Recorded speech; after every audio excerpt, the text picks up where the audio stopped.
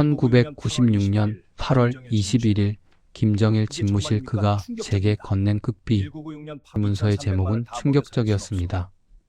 식량 위기 시 인구 조정 방안. 인구 조정? 그는 차갑게 말했습니다. 2,300만을 다 먹여 살릴 순 없으므 방법은 하나, 인구를 줄이는 거요. 약한 놈들이 자연스럽게 도태되게 놔두는 거지. 수백만이라도 어쩔 수 없으므 우리가 살려면 누군가는 죽어야 하오. 그게 혁명이요. 시작 전에 구독과 좋아요는 저 같은 사람에게 큰 힘이 됩니다. 모두 무료이니 부담없이 응원 감사드립니다. 긴급 뉴스입니다. 지금 대한민국이 발칵 뒤집혔습니다. 97년 고난의 행군 당시 김정일의 직속 비서로 근무했던 최고 2급 탈북자가 오늘 새벽 인천국제공항을 통해 입국했습니다. 그의 이름은 박철수. 가명이지만 그가 누구인지는 북한 권력 핵심부만이 압니다. 당시 조선노동당 중앙위원회 작전부 제1부부장. 김정일의 친필 지시를 직접 받고 전달했던 핵심 중의 핵심입니다. 더욱 충격적인 것은 그가 품속에서 꺼내든 것이었습니다. 당시 김정일이 직접 서명한 극비 문건. 제목은 이렇습니다. 대량 아사 대응 지침 1996년 8월 국정원 합동 조사실을 나서는 그의 첫마디는 이것이었습니다. 나는 인민들이 수백만 명 굶어 죽는 것을 보면서도 아무것도 하지 못한 죄인입니다. 이제라도 진실을 밝혀야 합니다.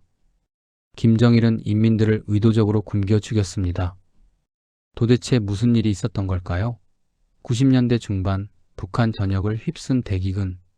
우리는 그것을 고난의 행군이라 불렀습니다. 자연재해와 식량 부족으로 불가피한 희생이었다고 북한 당국은 주장했습니다. 하지만 오늘 그 중심에 있었던 한 남자가 입을 열었습니다. 그것은 재해가 아니라 계획된 학살이었다고. 김정일이 직접 명령한 인구 조정이었다고. 지금부터 박철수가 직접 털어놓은 고난의 행군 그 살인적 진실을 공개합니다. 20년간 권력의 핵심에서 목격한 충격적인 이야기, 그리고 자신의 딸마저 잃고 나서야 깨달은 끔찍한 진실. 과연 그 문서에는 무엇이 담겨 있을까요? 1995년 7월 8일 김일성 주석이 급서했습니다. 그날 저는 평양 만수대 의사당 김정일 집무실 앞 복도에 서 있었습니다. 20살의 당에 입당해 20년간 충성만을 다해온 제 인생의 정점이었습니다. 땀이 손바닥을 적셨습니다. 곧 새로운 지도자를 뵙게 될 것이었습니다. 복도 끝에서 비서가 손짓했습니다. 들어오시라는 신호였습니다. 문을 열고 들어서자 담배 연기가 자욱한 방 안에 김정일이 앉아 있었습니다. 그의 얼굴에는 슬픔이 아니라 냉철한 계산이 가득했습니다. 박동무, 들어오시오. 목소리는 의외로 차분했습니다.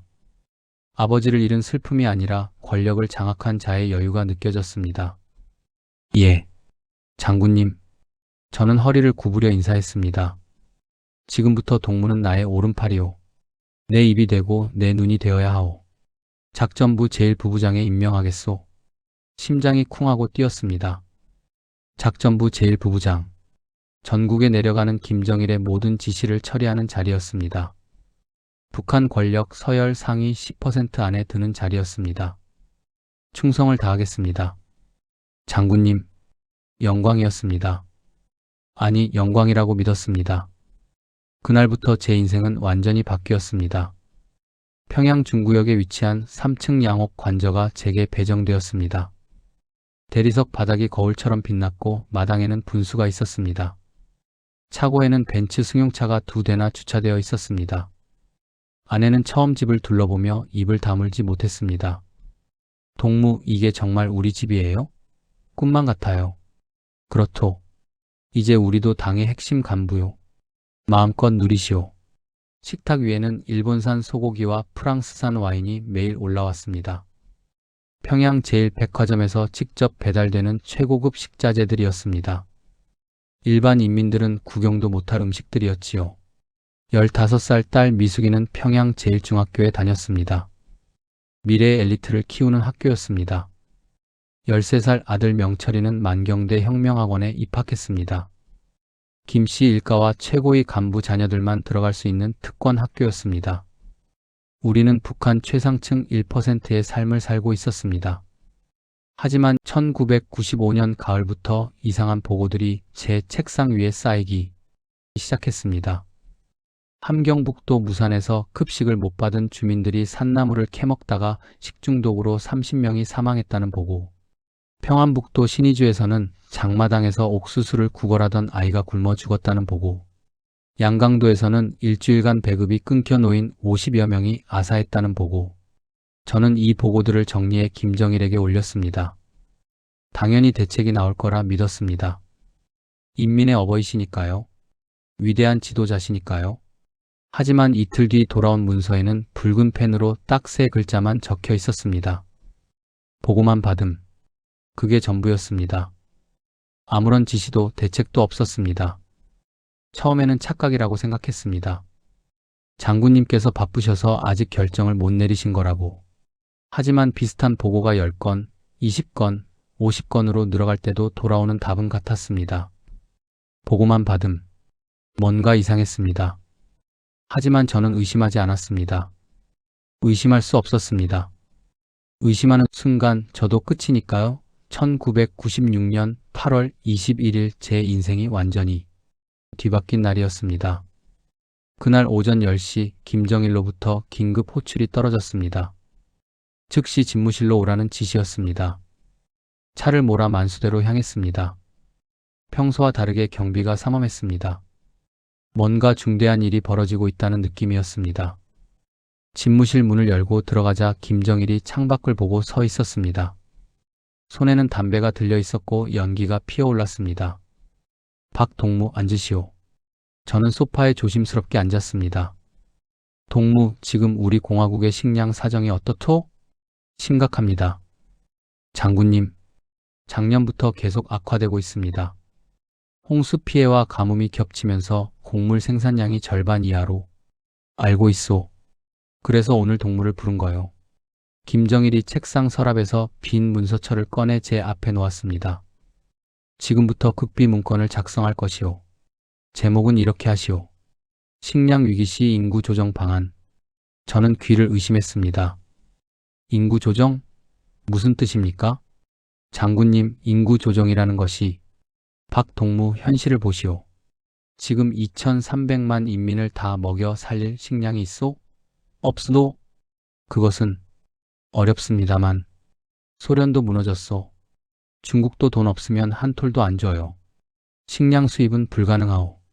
우리가 자체 생산한 것으로 버텨야 하는데 그게 턱없이 부족하단 말이오.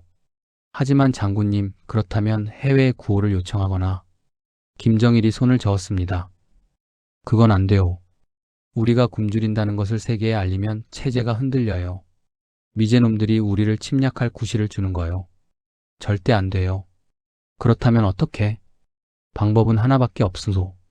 인구를 줄이는 거요. 심장이 덜컥 내려앉았습니다. 장군님, 그 말씀은 약한 놈들이 자연스럽게 도태되게 놔두는 거지. 그러면 강한 놈들만 살아남아 우리 체제가 더 튼튼해질 것 아니오. 자연의 법칙이요. 박동무. 저는 말문이 막혔습니다. 제가 모시던 분이 이런 말을 하다니. 혁명에는 희생이 따르는 법이오. 우리가 핵 개발하려면 달러가 필요하고 100만 대군을 유지하려면 배급을 군에 집중해야 하오. 나머지는 강한 자가 살아남는 자연의 법칙에 맡기는 거요. 하지만 장군님, 그건 너무. 뭐요? 비인도적이라고? 박동무도 혁명가 아니오? 우리가 체제를 지키려면 누군가는 희생해야 하오. 그게 현실이고 혁명이오. 김정일은 종이를 꺼내 직접 쓰기 시작했습니다. 1. 식량 배급은 평양과 군부대 우선. 지방은 자력 갱생 원칙. 2. 아사 통계는 3개월 단위로만 보고. 1일 보고 금지. 3. 해외 언론 취재는 평양 시내로만 제한. 4. 구호 식량은 군 비축용으로 우선 전환. 5. 탈북자는 국경 경비 강화로 차단. 사살 불사. 제 손이 떨렸습니다. 이것은 보고서가 아니라 살인 지시서였습니다. 박동무, 동무가 이 문건을 작성해서 전국 도당 책임 비서들에게 하달하시오. 극비로 말이오. 장군님, 이대로 하면 수십만이, 수백만이라도 어쩔 수 없으노. 우리가 살려면 누군가는 죽어야 하오. 김정일은 그 종이에 붉은 펜으로 친필 서명을 했습니다. 그리고 도장을 깨 찍었습니다. 일주일 안에 완성해서 보고하시오. 절대 비밀이오. 저는 그 문서를 떨리는 손으로 받았습니다. 종이가 아니라 죽음의 판결문을 받은 것 같았습니다. 집무실을 나와 복도를 걸어 나오는데 다리가 휘청거렸습니다. 벽에 기대어 숨을 골랐습니다. 저는 방금 무엇을 받은 것입니까? 수백만 명을 죽이라는 명령을 받은 것입니까? 하지만 거부할 수 없었습니다. 거부하는 순간 저도 제 가족도 끝이니까요. 그날 밤 저는 서재에 앉아 그 악마의 문서를 작성하기 시작했습니다. 타이핑하는 손가락이 천근만근 무겁게 느껴졌습니다. 1997년 4월 저는 김정일의 지시로 함경북도 현지 시찰을 나갔습니다. 당의 정책이 잘 수행되고 있는지 점검하라는 명령이었습니다. 청진시 외곽 장마당. 차에서 내리는 순간 저는 지옥을 목격했습니다. 철길 옆 골목에 아이들이 쓰러져 있었습니다. 꽃제비들이었습니다. 뼈만 앙상하게 남은 10살도 안 된 아이들이 쓰레기통을 뒤지다 기력이 다해 쉬고 있었습니다. 한 아이가 썩은 배추잎을 주워 입에 넣었습니다. 씹지도 못하고 그냥 삼키려 애쓰는 모습이 보였습니다. 조금 더 걸어가자 한 할머니가 손녀로 보이는 아이를 안고 울고 있었습니다. 우리 순이가 겨우 7살인데 먹을 게 없어서. 아이는 이미 숨이 끊어져 있었습니다. 입가에 풀빛 거품이 말라 있었습니다. 독초를 먹고 죽은 것이었습니다. 가슴이 내려앉았습니다. 저는 급히 수행 비서에게 물었습니다. 여기 배급은 언제 나갔습니까? 동무, 여기는 이미 넉 달째 배급이 끊겼습니다. 장마당에서 알아서 먹고 살라는 지시가 내려왔습니다. 제가 하달한 지시였습니다. 제가 작성한 그 문서의 1번 항목. 지방은 자력갱생 원칙. 장마당을 둘러봤습니다. 파는 것이라곤 풀뿌리와 나무 껍질 뿐이었습니다. 쌀이나 옥수수는 구경도 할 수 없었습니다. 한 아주머니가 냄비에 무언가를 끓이고 있었습니다. 가까이 가서 보니 풀을 삶고 있었습니다. 이게 뭡니까? 이봐요, 동무. 몰라서 물어요? 이게 요즘 제일 잘 팔리는 거예요. 강냉이 죽보다 싸거든요. 얼마입니까? 한 그릇에 5원이요. 근데 사실 배는 안 불러요. 그냥 안 죽는 거지. 저는 그 자리에 서서 한참을 말을 잇지 못했습니다. 시장 한쪽에서는 6살쯤 돼 보이는 아이가 쓰레기통을 뒤지고 있었습니다. 썩은 무 한 조각을 찾아내더니 옷에 문질러 닦고는 그대로 입에 넣었습니다. 제 발걸음이 그 아이에게로 향했습니다. 주머니에서 빵 한 개를 꺼냈습니다. 아침에 숙소에서 싸운 것이었습니다. 얘야, 이거 먹어라. 아이가 눈을 동그랗게 뜨고 빵을 쳐다봤습니다. 하지만 받지 않았습니다. 왜 안 받니? 아이가 작은 목소리로 말했습니다. 아저씨가 보이부 사람이면 어떡해요? 남조선 빵 먹었다고 잡아가면. 아이는 빵을 거절하고 달아났습니다. 먹고 싶어도 믿지 못하는 세상이었습니다. 저는 그 자리에 멍하니 서 있었습니다. 손에 든 빵이 천근만근 무겁게 느껴졌습니다. 그날 밤 청진 초대소 호화로운 방에 돌아왔습니다. 식탁 위에는 고급 요리가 차려져 있었습니다. 소고기, 생선찜, 심지어 과일까지. 하지만 저는 한 입도 먹을 수 없었습니다. 화장실로 달려가 구역질을 했습니다. 거울을 봤습니다. 거기에는 살인자가 서 있었습니다. 1997년 9월 12일. 제 인생이 완전히 무너진 날이었습니다. 그날 저는 러시아 블라디보스토크 출장에서 돌아오는 길이었습니다. 평양 순안공항에 비행기가 착륙했습니다. 오후 3시였습니다. 공항 출구로 나서는데 아내가 미친 사람처럼 달려왔습니다. 얼굴이 새하얗게 질려 있었습니다. 동무, 우리 미숙이가, 우리 딸이. 무슨 일이요? 미숙이가 어쨌단 말이요? 병원에. 빨리 가요. 빨리. 가슴이 철렁 내려앉았습니다. 차를 몰아 적십자 병원으로 달렸습니다. 평양 최고의 병원이었습니다. 특실 병동으로 뛰어 들어갔습니다. 3층 사무실. 문을 열고 들어가자 침대에 15살 딸아이가 누워 있었습니다. 미숙아. 하지만 딸은 대답이 없었습니다. 얼굴이 밀랍처럼 하얗게 질려 있었습니다. 눈을 감고 있는 모습이 마치 죽은 사람 같았습니다. 의사가 조심스럽게 다가왔습니다. 박동무 따님이 영양실조입니다. 뭐라고요? 영양실조? 말도 안 되는 소리 마시오. 우리 집에 먹을 게 얼마나 많은데. 그게 아니라 따님이 학교에서 받은 급식을 혼자 먹지 않았다고 합니다. 무슨 말이요? 석 달 동안 꽃제비 아이들에게 나눠줬다고 합니다. 머리를 망치로 맞은 것 같았습니다. 다리가 휘청거렸습니다. 딸의 침대로 다가갔습니다. 이불을 걷어내자 뼈만 앙상하게 남은 몸이 드러났습니다. 팔은 나무가지처럼 가늘었고 갈비뼈가 선명하게 보였습니다. 미수가, 아빠 왔다. 정신 차려라. 딸이 간신히 눈을 떴습니다. 초점 없는 눈동자가 저를 바라봤습니다. 아빠, 왜 밥을 안 먹었니? 왜 너 혼자 굶은 거니? 딸이 힘없이 입술을 움직였습니다. 아빠, 친구들이 너무 배고파해요. 수진이는 풀을 뜯어먹다가 죽었어요. 은경이는 굶어서 학교에 못 나와요. 눈물이 와르르 쏟아졌습니다. 그래도 내가 아프면 어떡하니? 너라도 잘 먹어야지. 아빠, 저만 혼자 배불리 먹을 수가 없었어요. 친구들 눈을 볼 수가 없었어요. 딸의 목소리가 점점 작아졌습니다. 아빠, 우리가 뭔가 잘못한 거 아니에요? 왜 우리만 잘 먹고 다른 사람들은 다 굶어요? 가슴이 무너져 내렸습니다. 아빠, 저 꿈꿨어요. 수진이가 나타나서 왜 너만 살았냐고 물어봤어요. 미안하다고 했는데 수진이가 울면서 사라졌어요. 미수가 그런 소리 하지 마. 아빠가 살려줄게. 꼭 살려줄게. 하지만 딸의 손은 점점 차가워졌습니다. 심전도 기계의 신호음이 점점 느려졌습니다. 의사들이 달려들어 심폐소생술을 시작했습니다. 하나, 둘, 셋. 숨 쉬세요. 하나, 둘, 셋. 하지만 소용없었습니다. 북한 최고의 병원에서도 영양실조로 죽어가는 15살 소녀를 살릴 수 없었습니다. 딸이 마지막으로 눈을 떴습니다. 저를 바라보며 희미하게 웃었습니다. 아빠, 미안해요. 저 이제 수진이한테 가요.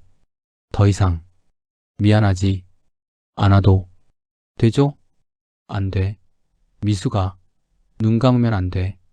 아빠, 사랑해요. 삑. 심전도가 일직선이 되었습니다. 미수가 제 품속에서 딸이 숨을 거뒀습니다. 오후 5시 17분이었습니다. 저는 딸의 차가운 몸을 안고 목 놓아 울었습니다. 의사들이, 간호사들이 아내가 저를 말렸지만 소용없었습니다. 제가 죽인 것입니다. 제가 작성한 그 문서가 우리 딸을 죽인 것입니다. 장례를 치르는 사흘 내내 저는 넋이 나간 사람처럼 지냈습니다. 조문객들이 왔지만 누가 뭐라 하는지 하나도 들리지 않았습니다. 장례를 마치고 집으로 돌아왔습니다. 딸의 방문을 열었습니다. 책상 위에 일기장이 놓여 있었습니다. 펼쳐서 읽었습니다. 마지막 날짜는 일주일 전이었습니다. 9월 5일. 오늘도 수진이가 학교에 안 나왔다. 들으니까 굶어서 못 나온다고 했다. 나는 점심시간에 내 급식을 몰래 싸서 수진이 집에 갖다 줬다. 수진이가 밥을 보고 울었다. 나도 같이 울었다. 왜 우리는 이렇게 사는 걸까? 아빠가 높은 사람이라서 우리만 잘 먹는 게 맞는 걸까? 나는 잘 모르겠다. 9월 7일. 오늘 은경이가 학교에서 쓰러졌다. 선생님이 병원에 데려갔다고 한다. 영양실조래. 나는 내 급식을 은경이 동생에게 줬다. 동생이 급식을 받고 고맙다고 했다. 나는 괜찮다고 했다. 사실 배가 고프지만 참을 만하다. 9월 10일. 수진이가 죽었다는 소식을 들었다. 너무 슬프다. 내가 더 일찍 밥을 나눠줬으면 살았을까? 아빠한테 말할까 생각했지만 아빠가 혼낼 것 같아서 말 못했다. 요즘 너무 어지럽다. 일어서면 눈앞이 깜깜해진다. 하지만 아빠한테는 말 안 해야지. 일기장을 덮었습니다. 눈물로 글자가 보이지 않았습니다. 저는 서재로 걸어갔습니다. 금고를 열었습니다. 그 안에는 김정일의 친필이 담긴 극비 문서들이 보관되어 있었습니다. 식량 위기 시 인구 조정 방안 1996년 8월 그 문서를 꺼내 들었습니다. 제 손이 떨렸습니다. 이것은 증거입니다. 김정일이 의도적으로 인민들을 굶겨 죽였다는 증거입니다. 이 문서가 우리 딸을 죽였고 수백만 명을 죽였습니다. 그날 밤 저는 창밖을 바라보며 결심했습니다. 이 문서를 가지고 탈북하겠다고. 우리 딸이 왜 죽었는지, 수백만 명이 왜 굶어 죽는지 그 진실을 세상에 알리겠다고. 우리 미수가, 아빠가 반드시 진실을 밝히마. 내가 친구들과 나눈 그 밥이 헛되지 않게 만들마. 그것이 제가 탈북을 결심한 이유였습니다. 탈북은 미친 짓이었습니다. 특히 제 신분으로는 더욱 그랬습니다. 작전부 제1부부장이 탈북한다? 전례가 없는 일이었습니다. 성공하면 김정일 정권에 치명타를 입히지만 실패하면 3대가 멸문입니다. 하지만 저는 더 이상 물러설 곳이 없었습니다. 1997년 10월 저는 조심스럽게 움직이기 시작했습니다. 먼저 아내를 설득해야 했습니다. 어느 날 밤 아들 명철이가 잠든 뒤 저는 아내를 서재로 불렀습니다. 여보, 우리 남쪽으로 갑시다. 아내가 깜짝 놀라 제 입을 막았습니다. 미쳤어요? 여기서 무슨 소리예요? 도청당하면. 알아요. 하지만 우리 미숙이가 왜 죽었는지 생각해봐요. 이 나라에 미래가 있다고 생각해요? 아내의 눈에서 눈물이 흘렀습니다. 명철이도 데려가는 거예요? 당연하지요. 우리 아들이 이 지옥에서 자라서 또 다른 살인자가 되게 할 순 없어요. 미숙이처럼 또 잃을 순 없어요. 아내가 한참을 울다가 고개를 끄덕였습니다. 알았어요. 하지만 조심해요. 절대 들키면 안 돼요. 준비 기간은 6개월로 잡았습니다. 1998년 4월까지였습니다. 먼저 제 직속 부하 중 믿을 만한 사람을 물색했습니다. 보위부 감시를 피해 움직일 수 있는 사람이 필요했습니다. 김 과장이라는 사람이 있었습니다. 40대 중반 함경도 출신이었습니다. 그도 작년에 고향에 있던 어머니를 아사로 잃었다고 들었습니다. 어느 날 저녁 6시 저는 김 과장을 조용한 식당으로 불렀습니다. 김동무, 솔직하게 물어보겠소. 이 나라를 어떻게 생각하오? 김 과장이 주변을 살피며 조심스럽게 말했습니다. 동무, 위험한 질문입니다. 나도 알어. 하지만 동무를 믿고 물어보는 거요. 동무 어머니가 어떻게 돌아가셨소? 김 과장의 얼굴이 굳었습니다. 굶어서 죽었습니다. 제가 평양에서 잘 먹고 사는 동안 나도 딸을 잃었소. 영양실조로. 김 과장이 놀란 눈으로 저를 쳐다봤습니다. 박동무 따님이요? 하지만 동무댁은 그렇소. 우리 딸은 친구들에게 밥을 나눠주다가 죽었소. 그게 무슨 의미인지 아시오? 한참의 침묵이 흘렀습니다. 김동무, 나는 탈북을 준비하고 있소. 혼자서는 불가능하오. 동무가 도와주시겠소? 김 과장의 손이 떨렸습니다. 술잔을 들다 말고 내려놨습니다. 박동무, 그건 나도 안다오. 죽을 수도 있다는 거. 하지만 이대로 살 순 없으노. 동무도 그렇지 않토? 김 과장이 눈물을 글썽이며 고개를 끄덕였습니다. 저도 사실 매일 생각했습니다. 하지만 방법을 몰라서 그렇게 동지를 얻었습니다. 다음은 루트였습니다. 중국 쪽 브로커를 접촉해야 했습니다. 제 지위를 이용해 출장을 자주 다녔습니다. 신의주, 해산, 무산 등 국경지대를 오가며 신뢰할 만한 브로커를 찾았습니다. 1998년 2월 해산에서 한 브로커를 만났습니다. 최 사장이라고 불리는 50대 남자였습니다. 제가 누군지 아시오? 최 사장이 놀란 표정으로 고개를 끄덕였습니다. 박동무, 작전부. 그렇소. 그런 내가 탈북을 한다면 얼마를 받을 수 있겠소? 최 사장의 눈이 반짝였습니다. 그건 대박인데요. 하지만 위험도 그만큼. 나는 이것도 가지고 간다오. 저는 가방에서 서류 봉투를 꺼냈습니다. 김정일 친필 문서 사본이었습니다. 이게 진짜입니까? 진짜요. 원본은 따로 있소. 이것만 있으면 남한 정부가 거액의 보상금을 줄 것이오. 최 사장이 침을 꿀꺽 삼켰습니다. 알겠습니다. 가족은 몇 명입니까? 아내와 아들, 그리고 나. 셋이요. 준비하겠습니다. 정확한 날짜만 알려주십시오. 1998년 4월 15일 달도 없는 깜깜한 밤으로 정했습니다. 그날부터 저는 조금씩 짐을 정리했습니다. 돈, 귀금속, 그리고 가장 중요한 극비 문서들을 작은 가방에 담았습니다. 아들 명철이에게는 출발 당일까지 말하지 않기로 했습니다.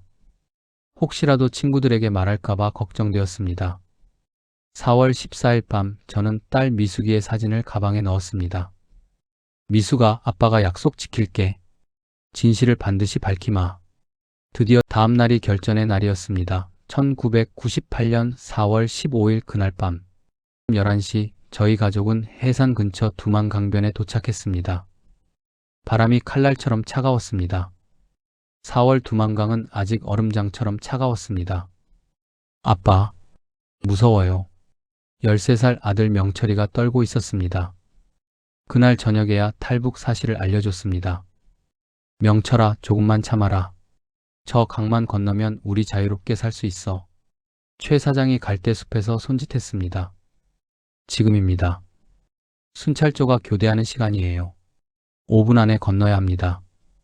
절대 소리 내지 마세요. 우리는 갈대숲을 빠져나와 강으로 뛰어들었습니다. 발이 물에 닿는 순간 비명이 절로 나올 뻔했습니다. 얼음장 같은 물이었습니다. 뼈속까지 파고드는 추위였습니다. 허리까지 차오르는 물을 헤치며 강 중간쯤 왔을 때였습니다. 거기서 뒤에서 고함 소리가 들렸습니다. 국경 경비대였습니다. 뛰어요. 빨리. 우리는 미친 듯이 물살을 헤치며 강을 건넸습니다. 탕탕탕. 총성이 밤하늘을 찢었습니다. 총알이 피잉하는 소리를 내며 물 위를 스쳐 지나갔습니다. 으악! 아내가 비명을 질렀습니다. 어깨에 총을 맞았습니다. 붉은 피가 물속으로 퍼졌습니다. 여보, 괜찮아요. 가요. 빨리. 저는 한 손으로 아내를 붙잡고 다른 손으로 아들을 끌었습니다. 물속에서 발이 미끄러졌지만 넘어질 수 없었습니다. 탕, 탕탕. 총성이 계속 울렸습니다. 명철이가 울먹이며 제 옷을 붙잡았습니다. 아빠, 무서워요. 조금만 더.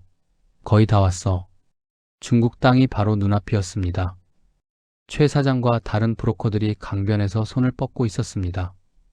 이쪽이요. 손 잡으세요. 저는 먼저 아들을 밀어 올렸습니다. 브로커가 명철이를 낚아채 땅 위로 끌어올렸습니다. 여보, 당신 먼저. 아내가 이를 악물고 강변을 기어 올랐습니다. 어깨에서 피가 흘렀지만 참고 올라갔습니다. 마지막으로 제가 기어오르려는 순간이었습니다. 탕! 총성과 함께 제 다리에 불덩이가 박혔습니다. 으악! 종아리에 총알이 박혔습니다. 다리가 휘청거렸습니다. 박동무, 빨리! 최 사장이 제 팔을 잡아 끌었습니다.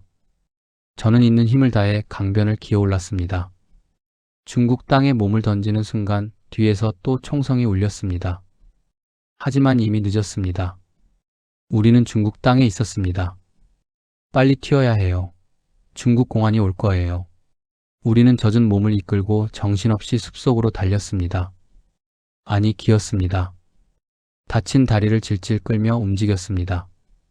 총소리가 멀어지고 강물 소리도 희미해질 때쯤 우리는 어느 옥수수밭 한가운데 쓰러졌습니다. 살았다. 우리 살았어. 아내가 아들을 끌어안고 펑펑 울었습니다. 명철이도 엄마 품에서 울음을 터뜨렸습니다. 저는 비틀거리며 일어났습니다. 그리고 우리가 건너온 쪽을 바라봤습니다. 강 건너 북한 땅은 여전히 어둠 속에 잠겨 있었습니다. 저 멀리 서치라이트 불빛만이 허공을 가르고 있었습니다. 저는 북한 땅을 향해 목이 터져라 소리쳤습니다. 김정일, 당신은 살인자요. 당신이 우리 딸을 죽였소. 내가 반드시 세상에 알리겠소. 제 목소리가 강을 울렸습니다. 그리고 가슴에 품은 서류 가방을 꺼냈습니다. 비닐로 꽁꽁 싸맨 덕분에 젖지 않았습니다. 이제 진실을 밝힐 시간입니다. 2년 후 서울 프레스센터.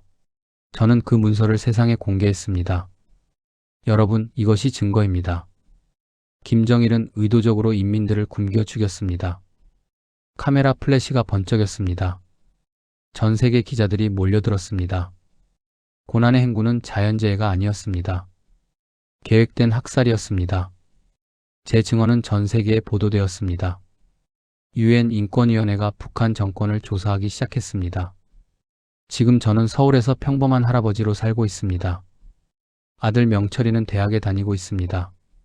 자유롭게 꿈을 꾸고 있습니다. 손주가 태어났습니다. 딸아이였습니다. 이름을 미숙이라고 지었습니다. 손주를 안고 창밖을 바라봅니다. 서울의 불빛이 따뜻하게 빛납니다. 미숙아, 할아버지가 약속 지켰단다. 진실을 밝혔어. 자유는 공기 같은 겁니다. 있을 때는 모르지만 없으면 죽습니다. 우리 딸 미숙이가 친구들과 나눈 그 밥. 이제 저는 압니다. 진짜 인간다움은 나눔에 있다는 것을. 북한에 계신 동포 여러분, 살아만 계십시오. 반드시 자유의 날이 옵니다. 밤이 깊으면 새벽이 가까운 법입니다. 여러분은 이 이야기를 어떻게 생각하십니까? 자유의 소중함 잊고 계시지는 않으신가요? 여러분은 어느 지역에서 살고 계신가요? 댓글로 알려주시면 반가운 마음으로 인사드리겠습니다.